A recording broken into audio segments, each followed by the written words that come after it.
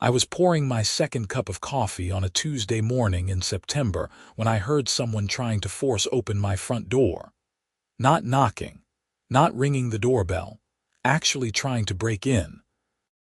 The sound of metal scraping against the lock mechanism sent my heart racing as I set down the coffee pot and moved quickly toward the entryway of our home in suburban Phoenix, Arizona. My husband Ethan was in the backyard doing his morning workout routine. The man had spent 22 years in the Army Rangers before retiring last year, and he still maintained the same disciplined schedule he'd kept since basic training. I could see him through the kitchen window, doing pull-ups on the bar he'd installed between two mesquite trees. The scraping sound continued, more aggressive now. I moved to the door and looked through the peephole. Two men stood on my porch wearing matching navy blue uniforms with patches that read Sunset Ridge HOA Security. One was tall and heavyset with a receding hairline, the other shorter with a thick mustache. The taller one held what looked like a lock-picking tool while the shorter one kept glancing around nervously. "Excuse me," I called through the door. "What exactly do you think you're doing?" The taller man straightened up, clearly startled that someone was home. "Madam, we're with HOA Security. We received a complaint about unauthorized modifications to your property. We're here to conduct an inspection." I felt anger rise in my chest.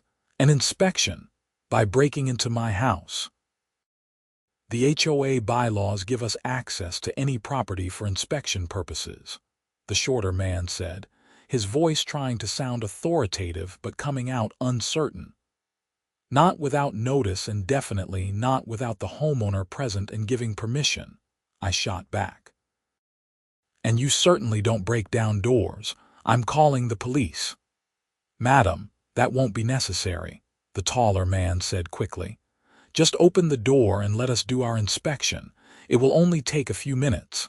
Something felt very wrong about this entire situation. In the 3 years we'd lived in this neighborhood, I'd never heard of HOA Security doing home inspections. Our HOA was annoying, sure, constantly sending violation notices about trash can placement and lawn maintenance schedules, but they'd never tried to enter anyone's home. "Show me your identification," I demanded. "Hold it up to the peephole." The two men exchanged glances. The shorter one fumbled with his pocket and pulled out a laminated badge, holding it up. The photo looked nothing like him, and the name read James Richardson. The badge itself looked like something printed on a home computer and laminated at an office supply store. "That's fake," I said flatly. "Get off my property right now or I'm calling the police." "Listen, lady," the taller man's voice turned aggressive. "We have authority here. You can either cooperate or we'll file a report that will result in daily fines of $500 until you comply." I pulled out my phone and started dialing. That's when the taller man actually threw his shoulder against the door. The frame shuddered but held. These men weren't HOA Security. They were criminals using fake credentials to gain access to homes, probably to rob them or worse. I didn't scream. Instead, I walked quickly to the back door and called out calmly, "Ethan, honey, could you come inside for a moment? We have visitors." My husband dropped from the pull-up bar and grabbed his shirt from the fence post. Even at 51 years old, Ethan cut an imposing figure. 6'3", 220 pounds of muscle, with close-cropped gray hair and intense green eyes that had stared down enemies in Iraq and Afghanistan. He moved with the fluid grace of someone who'd spent decades training for combat. He came through the back door, took one look at my face, and his entire demeanor changed.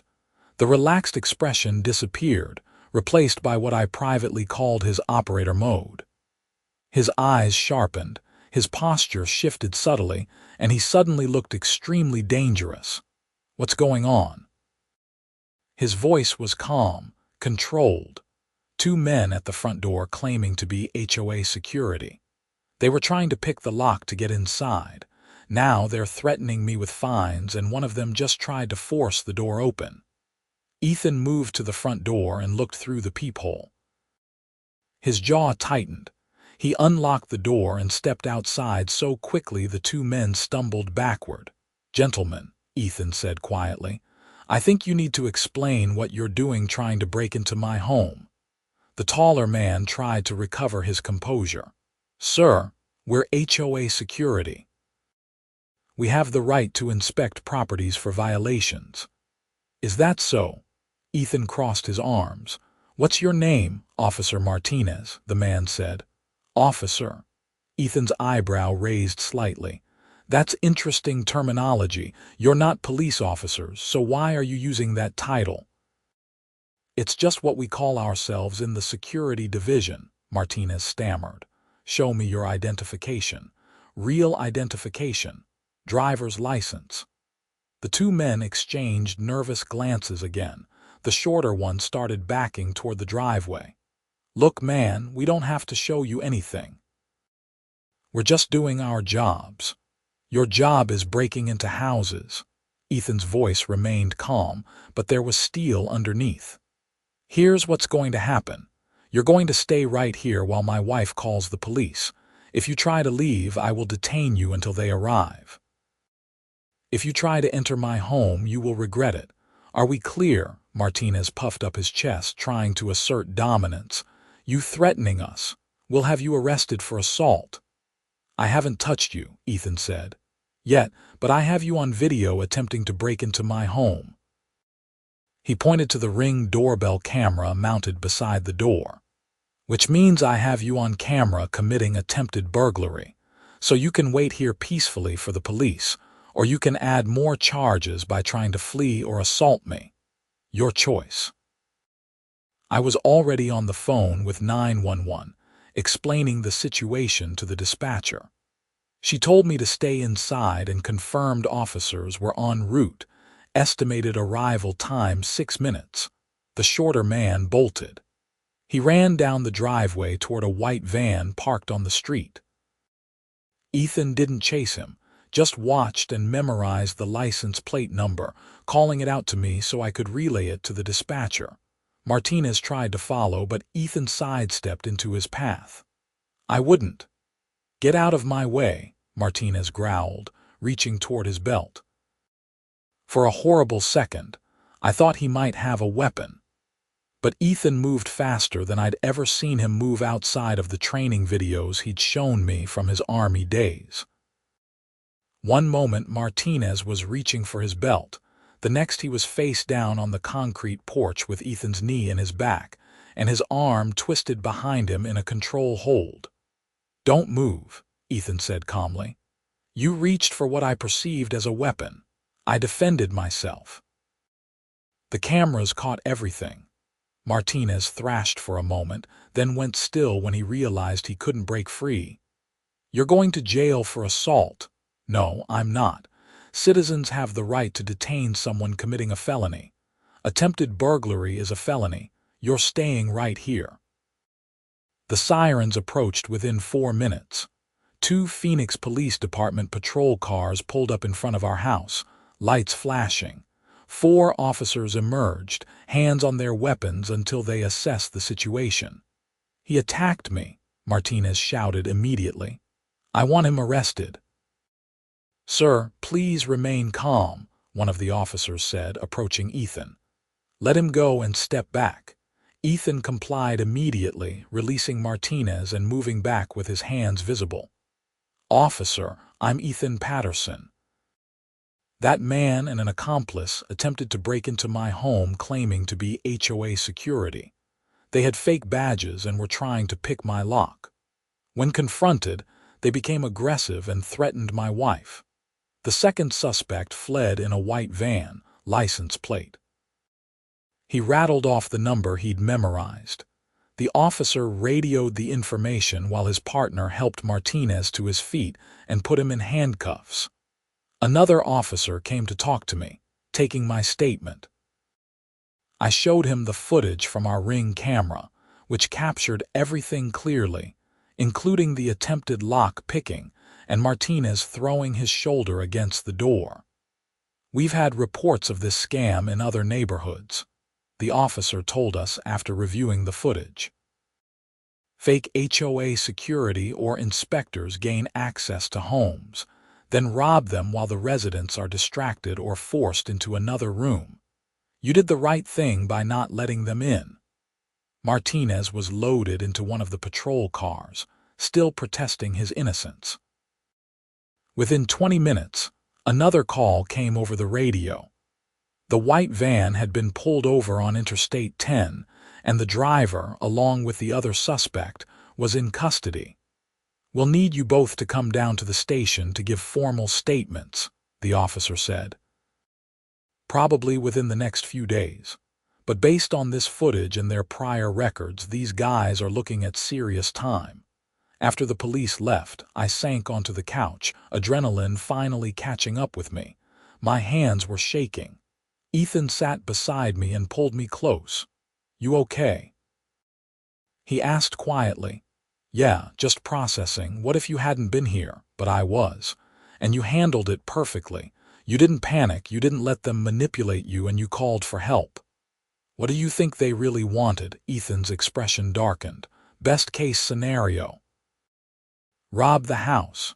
Worst case, home invasion, potential hostage situation, assault.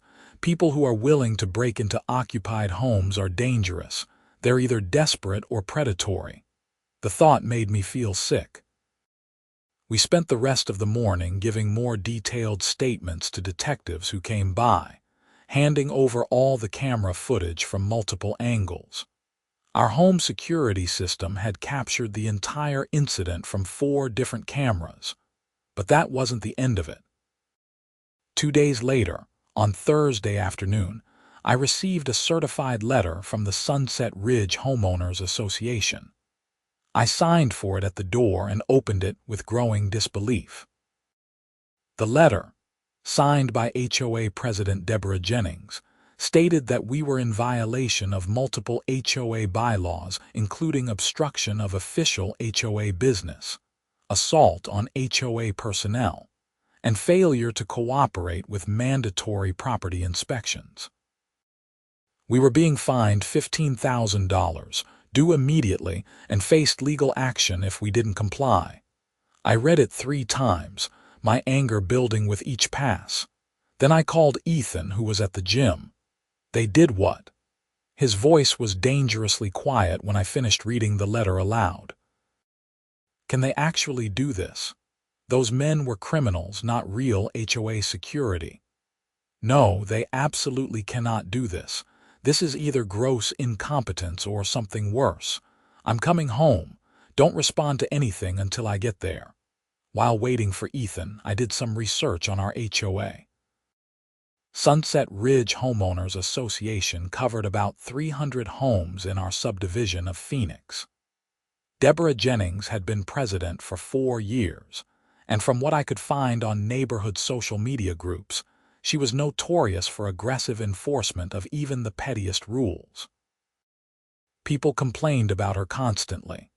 I found posts about fines for leaving garage doors open for more than 15 minutes, violations for the wrong shade of beige paint, and endless notices about lawn care. But nothing about forced home inspections or HOA security breaking into houses. Ethan arrived home within 30 minutes and immediately got on the phone with our attorney, Marcus Webb, a sharp lawyer we'd used when buying the house. Marcus listened to the situation, asked for photos of the letter, and said he'd call back within an hour. True to his word, Marcus called back 53 minutes later. "This is one of the most blatant cases of HOA overreach I've seen, and I specialize in HOA law. First, the men who attempted to break into your home were not employed by the HOA. I checked with my contacts, and Sunset Ridge HOA has no security division. Never has. Second, even if they did, Arizona law is very clear that HOA representatives cannot enter private homes without explicit written permission from the homeowner, except in genuine emergencies like fire or flood. Third, they cannot fine you for refusing an illegal entry. This letter is not just wrong, it's potentially actionable. So what do we do? I asked. I'm going to send a formal response to Miss Jennings and the HOA board, informing them that their letter is legally baseless and demanding they rescind it immediately.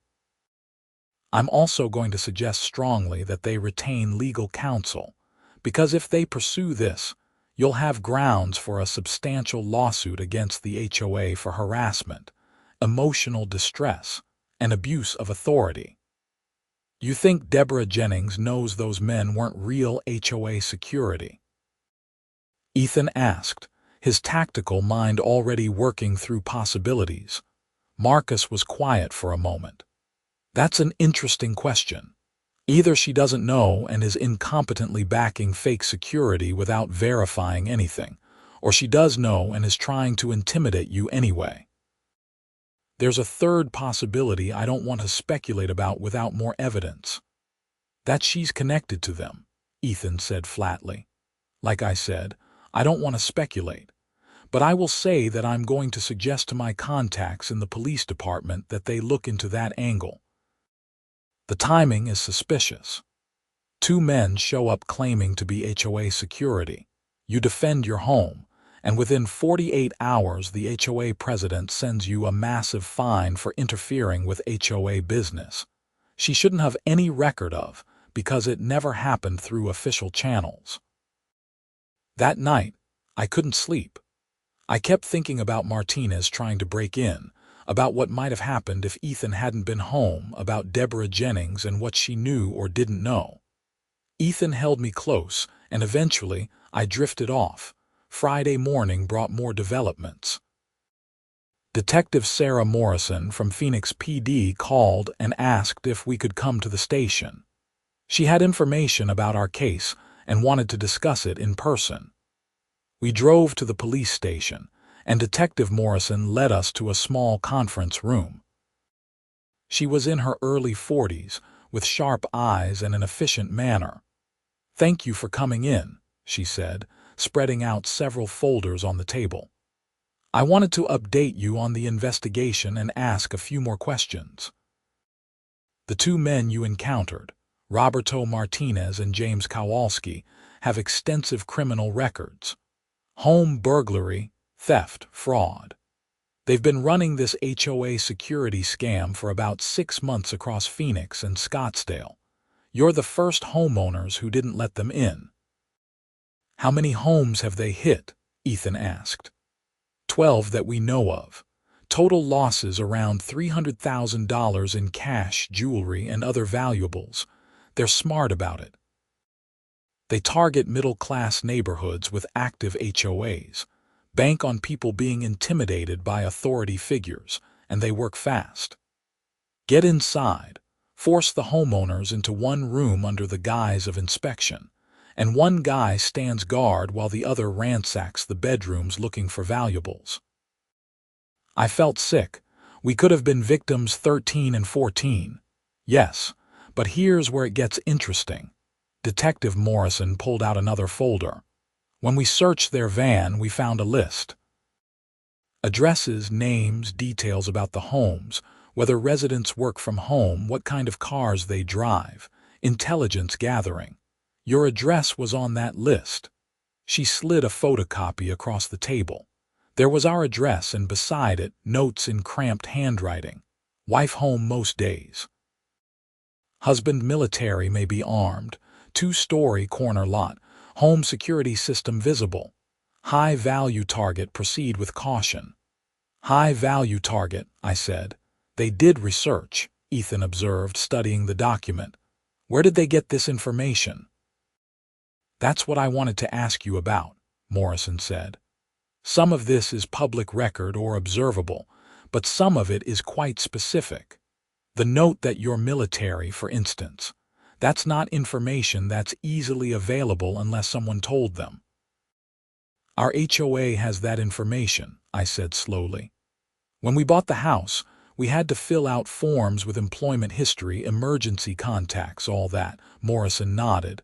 That's what I thought. I obtained a warrant for the HOA's records. Miss Deborah Jennings was not cooperative, but she didn't have a choice. And what we found was interesting. The HOA database was accessed remotely 17 times over the past 6 months, always late at night, always from an IP address that doesn't match any board member or management company employee. Someone hacked the HOA records, Ethan said, possibly, or someone gave Martinez and Kowalski access. We're pursuing both angles, but there's more. Morrison pulled out another document. After you reported receiving that fine letter from the HOA, I did some checking. Deborah Jennings sent similar letters to 3 other homeowners who reported suspicious activity or refused to let supposed HOA representatives onto their property. She's been systematically harassing anyone who doesn't comply with aggressive HOA demands. Is she working with the burglars? I asked. We don't have evidence of that yet, but we're looking into her finances, her phone records, everything. If there's a connection, we'll find it. In the meantime, I wanted to warn you to be careful. If Jennings is involved, having the police looking into her might make her desperate. If she's not involved, she's still proven herself to be vindictive and unreasonable. We left the police station with a lot to think about. That afternoon, Marcus Webb sent his response letter to Deborah Jennings and the HOA board, copying us on it. The letter was a masterpiece of legal precision, systematically destroying every claim in the HOA's fine letter and threatening substantial legal action if they pursued the matter. I thought that might be the end of it. I was wrong. Saturday evening, we were having dinner when our doorbell rang. Ethan answered it and found a process server with a legal summons. The Sunset Ridge HOA was suing us for the $15,000 in fines, plus legal fees and additional penalties for what they called aggressive resistance to HOA authority and physical assault on HOA personnel. They were doubling down. Marcus nearly exploded when we forwarded him the lawsuit documents. This is insane. They're suing you based on an incident involving convicted criminals who had nothing to do with the HOA. I'm filing a motion to dismiss on Monday, but I'm also recommending we countersue. This is harassment, abuse of process, and defamation. Do it, Ethan said without hesitation. I'm not letting them intimidate us. Monday morning, while Marcus filed our legal responses, I decided to do some community outreach.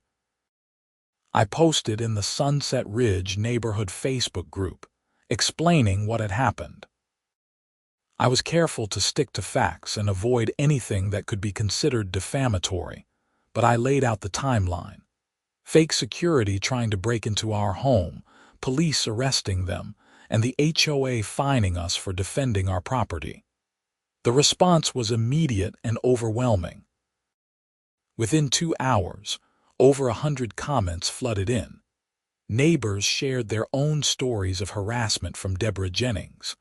One woman had been fined for having the wrong color welcome mat. Another family was being sued for installing solar panels without permission, even though Arizona law specifically protected homeowners' right to install solar equipment. But more concerning were the comments from people who said they'd let HOA inspectors into their homes in the past few months.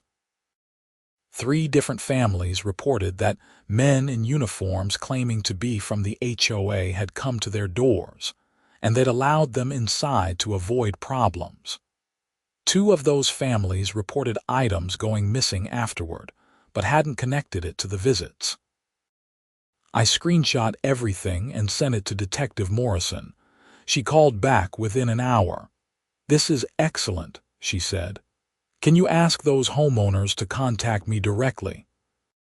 If they let Martinez and Kowalski into their homes believing they were legitimate HOA representatives, that strengthens our case significantly.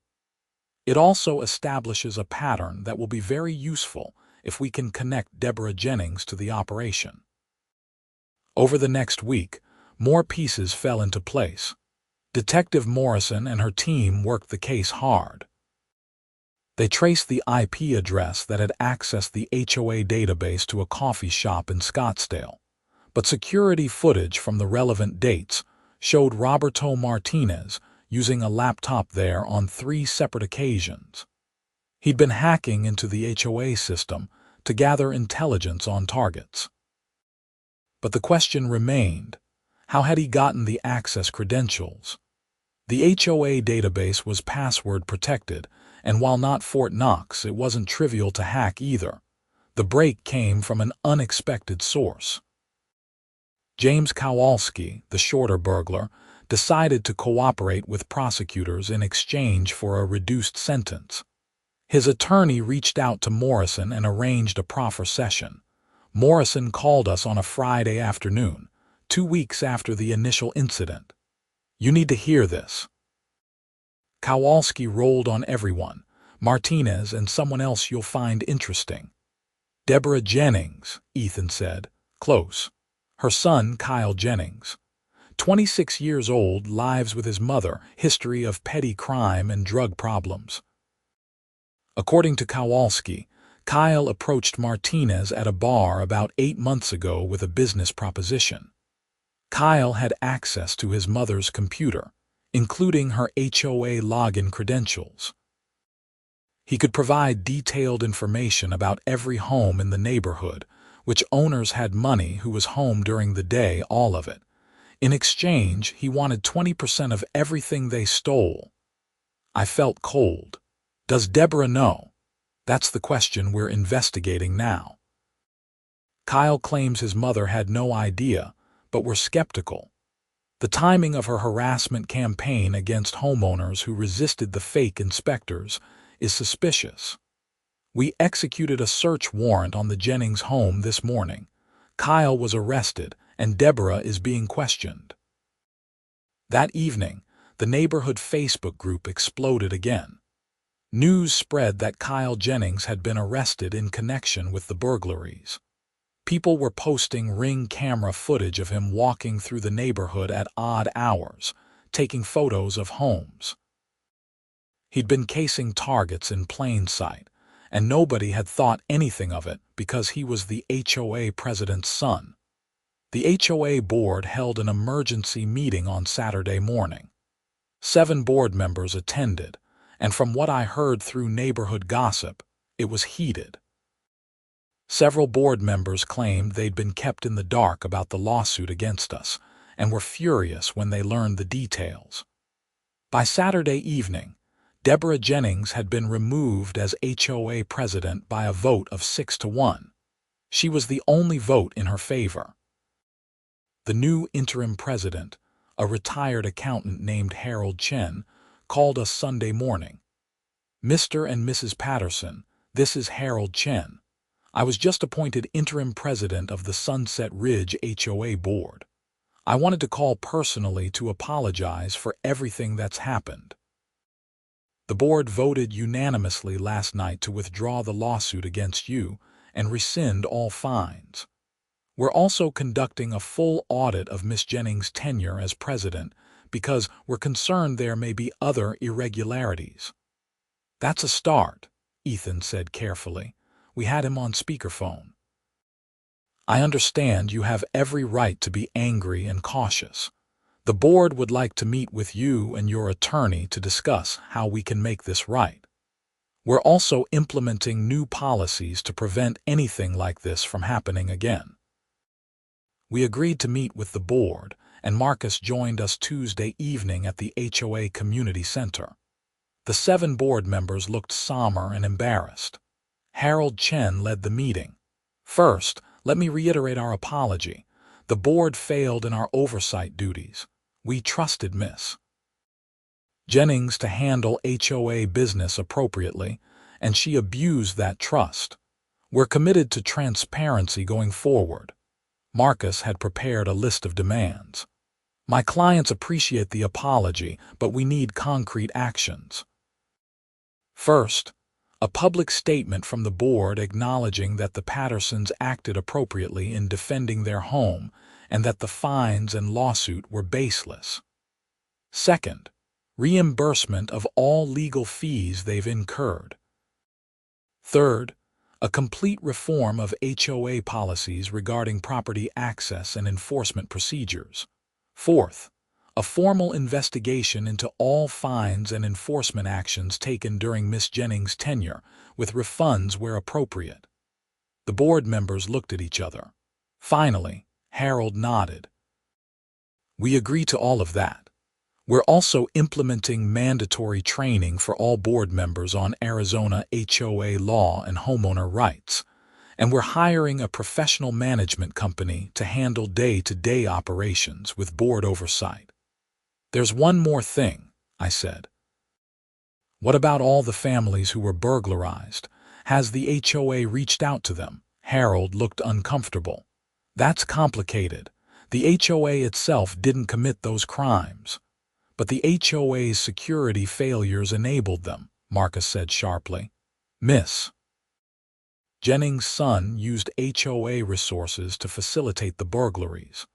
The victims may have legal claims against the HOA.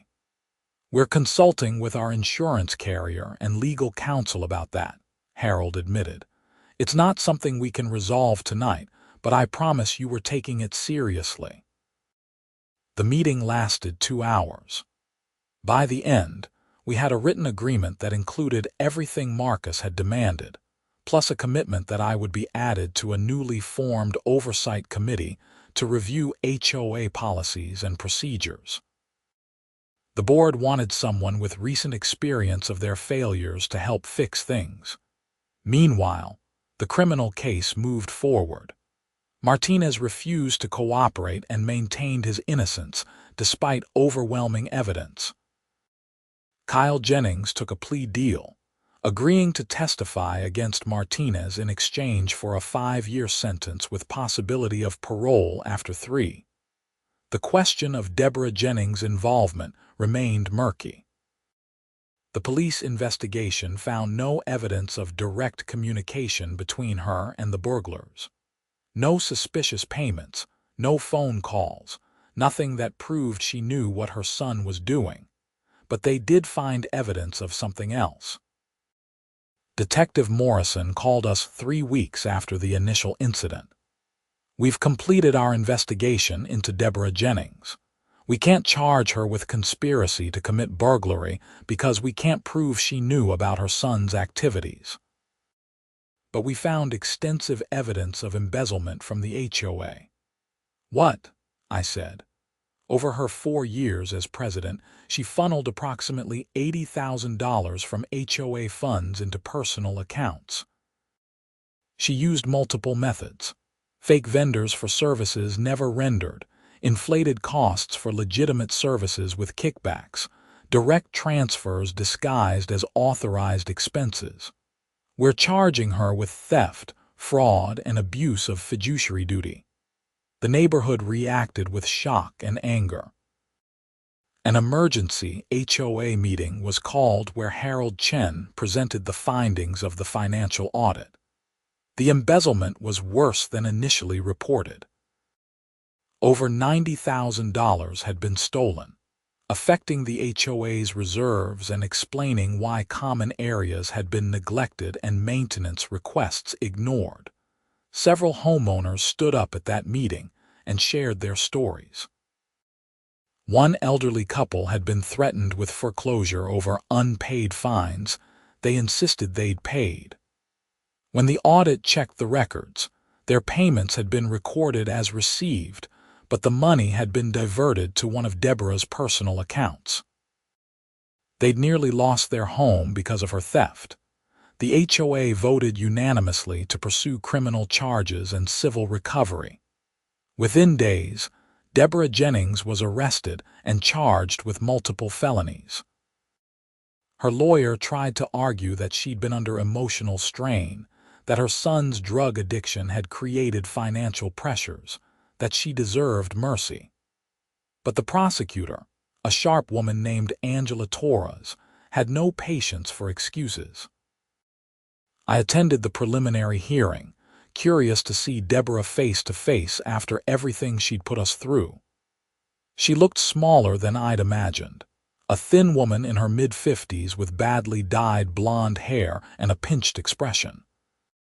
When she saw me in the courtroom, her eyes widened, then narrowed with hatred. The hearing was brief. The judge heard the evidence summary and ruled there was sufficient probable cause for trial. Deborah was released on bond with the condition that she have no contact with anyone in the Sunset Ridge HOA. Roberto Martinez's trial came first, in early November. Ethan and I both testified about what happened at our home.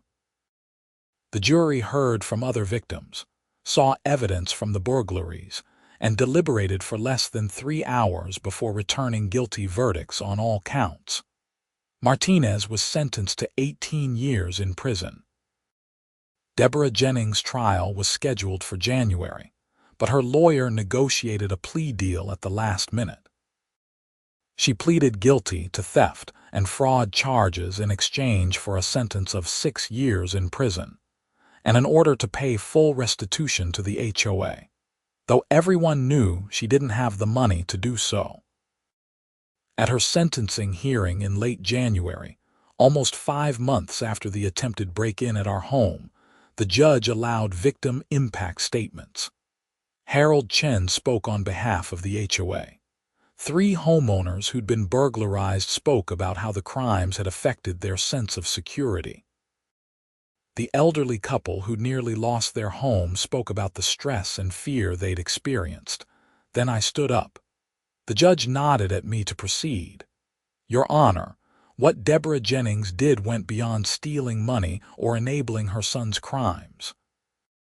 She betrayed the trust of hundreds of families who relied on her to protect our community and manage our shared resources responsibly.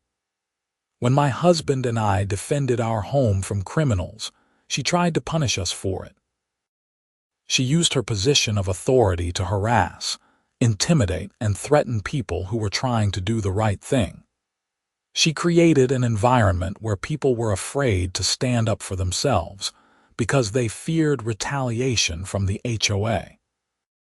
That fear is what enabled these crimes to continue for months. I hope the court considers not just what she stole in dollars, but what she stole in terms of our community's trust and sense of safety." The judge listened carefully, made some notes, and then delivered his sentence. 6 years in prison, 3 years of probation afterward, full restitution to the HOA, and a permanent ban on serving on any homeowners association board in Arizona. Deborah maintained her blank expression until the bailiff led her away in handcuffs. Then she looked back at the courtroom with tears streaming down her face, finally understanding the consequences of her actions. Outside the courthouse, reporters from local news stations wanted interviews. The case had attracted significant media attention, with headlines like "HOA President Enabled Son's Burglary Ring" and "Phoenix Neighborhood Terrorized by Fake HOA Security." I declined to comment, but Ethan gave a brief statement. "We hope this case reminds homeowners that they have rights. An HOA is a community organization, not a dictatorship. If someone demands to enter your home, if someone threatens you with fines or legal action for exercising your legal rights, push back. Get a lawyer. Contact the police.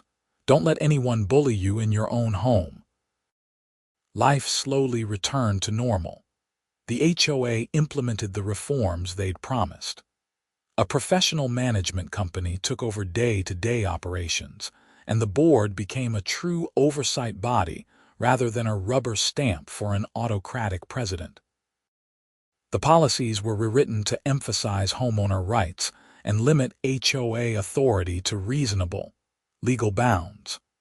I joined the Oversight Committee as promised and worked with 2 lawyers and a retired judge to draft new procedures. We created a transparent process for enforcement actions. required written notice and appeals procedures before any fines, and explicitly prohibited HOA representatives from demanding entry to homes without written permission, obtained at least 72 hours in advance, except for genuine emergencies. The new policies were approved unanimously at a special HOA meeting in February. Harold Chen was elected as permanent president, and the board gained several new members who were committed to running things properly. As for the families who'd been burglarized, the HOA's insurance carrier settled with most of them after negotiations. It wasn't full restitution for everything stolen, but it helped. More importantly, the neighborhood came together to support those families. We organized a fundraiser that collected over $20,000 to help offset losses that weren't covered by insurance or the settlement. The community center hosted a security awareness night where Phoenix PD sent officers to talk about home security, how to recognize common scams, and what to do if someone demands entry to your home. Over 200 people attended, but perhaps the most significant change was cultural. People stopped being afraid of the HOA. They started asking questions at board meetings. They pushed back on unreasonable rules. They nominated themselves for board positions and participated in governance. The neighborhood Facebook group transformed from a place to complain into a place to organize community events, share information, and support each other. Block parties started happening regularly. Neighbors who'd lived next to each other for years finally introduced themselves. On a warm evening in March, almost 6 months after the attempted break-in, Ethan and I hosted a backyard barbecue. 20 neighbors showed up, including Harold Chen and several other board members. People brought food, kids played in the yard, and for the first time since we'd moved to Sunset Ridge, it felt like a real community. Harold pulled me aside at one point.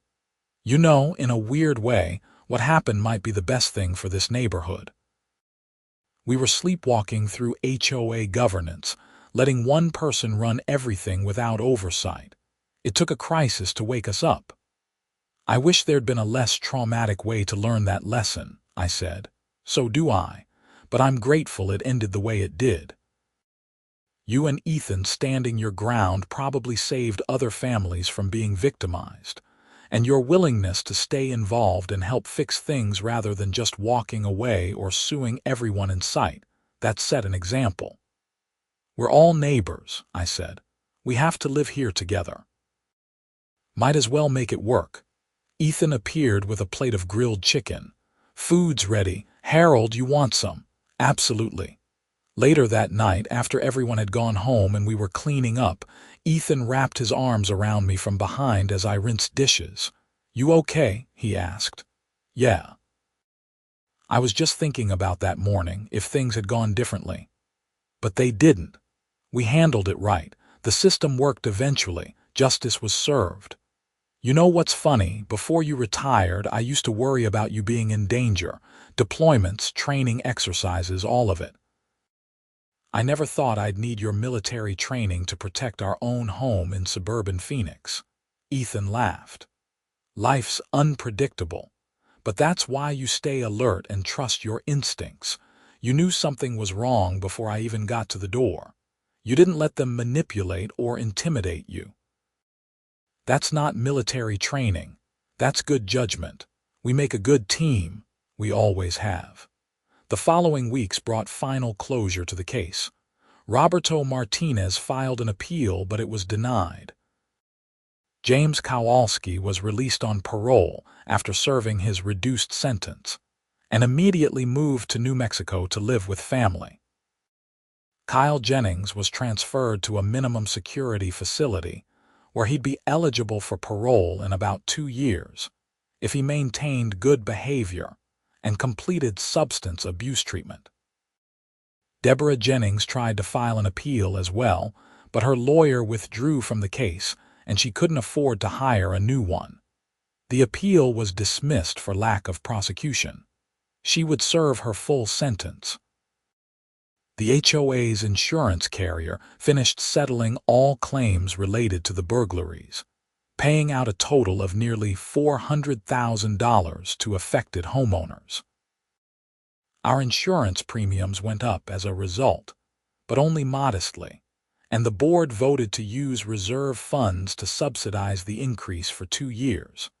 Detective Morrison was promoted to sergeant in the robbery division, partly based on her excellent work on the case.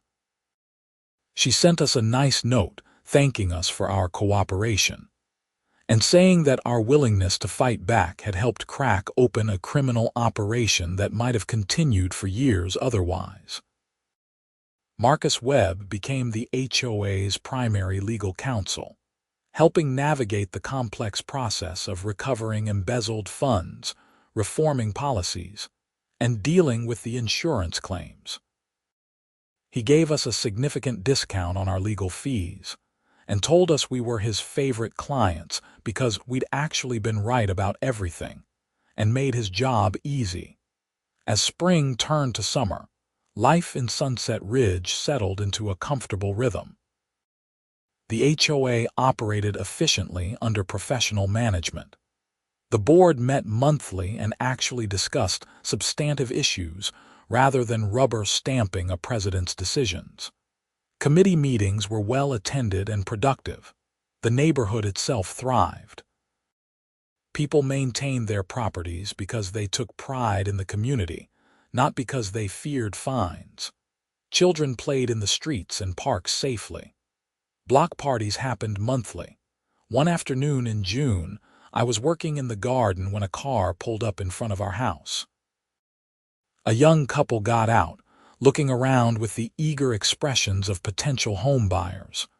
Their real estate agent pointed at various houses and consulted a tablet. They approached me. "Excuse me, do you live here?" "I do," I said, pulling off my gardening gloves. "We're thinking of buying in this neighborhood. Can I ask you about the HOA? We've heard horror stories about HOAs and want to make sure this one is reasonable." I smiled. "That's a very smart question. I'll be honest with you. This HOA had serious problems until about a year ago. But the community came together, removed the problematic leadership, and implemented major reforms. Now it's probably one of the better-run HOAs in Phoenix." "What kind of problems?" the young man asked.